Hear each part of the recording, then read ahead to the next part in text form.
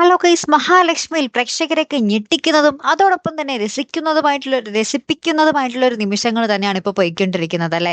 നമ്മുടെ പ്രതാപനും നമ്മുടെ മേഘനാഥനും നമ്മുടെ മഹാലക്ഷ്മിയുടെ യക്ഷരൂപം കണ്ടിങ്ങനെ ഭയങ്കരമായിട്ട് പേടിക്കുന്ന നിമിഷങ്ങൾ നമ്മൾക്ക് പ്രേക്ഷകർക്ക് ഭയങ്കര ഇഷ്ടമാണ് അല്ലേ കൂട്ടുകാർ. അപ്പൊ നമ്മുടെ മേഘനാഥൻ മാത്രമാണ് ഇപ്പോൾ നിലവിൽ ആ രൂപം കണ്ടിരിക്കുന്നത്.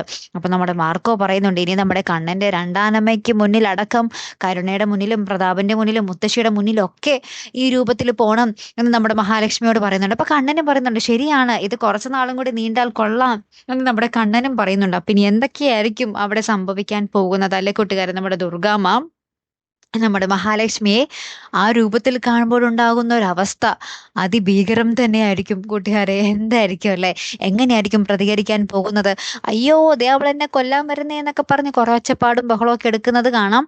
ഏറ്റവും ഒടുവിലുണ്ടല്ലോ നമ്മുടെ മഹാലക്ഷ്മി നമ്മുടെ കണ്ണന്റെ ഒപ്പം തിരികെ കമലേശ്വരം വീട്ടിലേക്ക് വരുമ്പോൾ എങ്ങനെയായിരിക്കും ഇവർ പ്രതികരിക്കാൻ പോകുന്നത് എന്നാണ് നമുക്ക് അറിയേണ്ടത്. അപ്പൊ ഇവർക്ക് മനസ്സിലാവും ശരിക്കും മഹാലക്ഷ്മി മരിച്ചിട്ടില്ല, ശരിക്കും ജീവനോടെ ഉണ്ടെന്നുള്ളൊരു കാര്യം അപ്പോഴായിരിക്കും ഇവർ അറിയാൻ പോകുന്നത് അല്ലെ.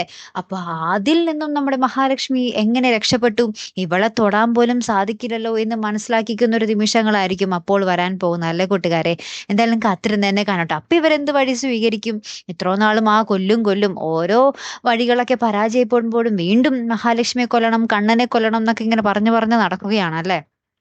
അപ്പൊ ഇതും പരാജയപ്പെട്ടു എന്നറിയുമ്പോഴുണ്ടാകുന്ന ഒരു അവരുടെ മാനസികാവസ്ഥ, അടുത്തൊരു പ്ലാൻ, ഇവരെ തകർക്കാനുള്ള അടുത്തൊരു പ്ലാൻ എന്തായിരിക്കും, അതും കൂടെ നമുക്ക് പ്രേക്ഷകർക്ക് അറിയണം അല്ലെ. കാത്തിരുന്ന് തന്നെ കാണാട്ടോ. അപ്പൊ അടുത്തൊരു വീഡിയോയുമായി വരുന്നത് വരയ്ക്കും ഗുഡ് ബൈ.